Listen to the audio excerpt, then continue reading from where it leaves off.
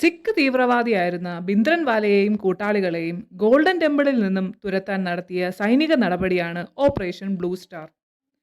പഞ്ചാബ് ഏരിയയിൽ സ്വന്തമായി ഒരു സിഖ് രാഷ്ട്രം വേണമെന്ന് വാദിക്കുന്നവരാണ് ഖാലിസ്ഥാൻ പ്രസ്ഥാനത്തിലുള്ളവർ. 1930-കൾ മുതൽ ഈ ഒരു കോൺസെപ്റ്റ് നിലവിലുണ്ടെങ്കിലും 1980-കളുടെ തുടക്കത്തിലാണ് തീവ്രവാദ സ്വഭാവത്തിലേക്ക് എത്തിയത്.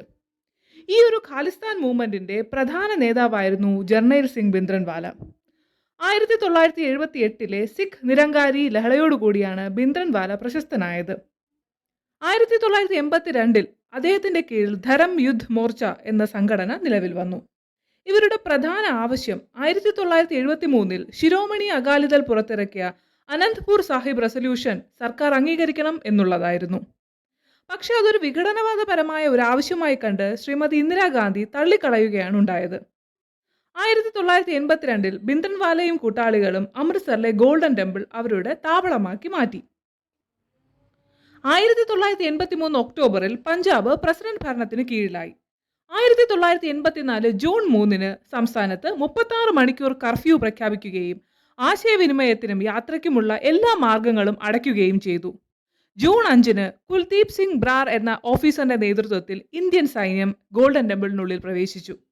ജൂൺ 7-ന് പുലർച്ചയോടുകൂടി ഗോൾഡൻ ടെമ്പിൾ സൈന്യത്തിന്റെ പൂർണ്ണ നിയന്ത്രണത്തിന് കീഴിലായി. ഓപ്പറേഷന് ശേഷം പ്രസിഡന്റ് സെയിൽ സിംഗ് അവിടം സന്ദർശിച്ച വേളയിൽ അദ്ദേഹത്തിനെതിരെ വധശ്രമം ഉണ്ടാവുകയും തലനാരിഴയ്ക്ക് രക്ഷപ്പെടുകയുമാണ് ഉണ്ടായത്. എന്നാൽ ആ ഭാഗ്യം പ്രധാനമന്ത്രിയെ രക്ഷിച്ചില്ല.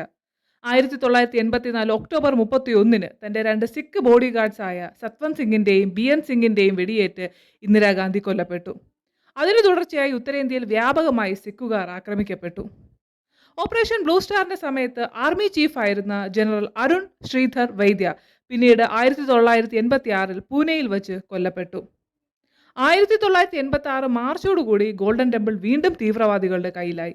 പിന്നീട് മെയ് 1-ന് ഓപ്പറേഷൻ ബ്ലാക്ക് തണ്ടറിലൂടെ 200ഓളം മിലിറ്റൻസിനെ അറസ്റ്റ് ചെയ്തു.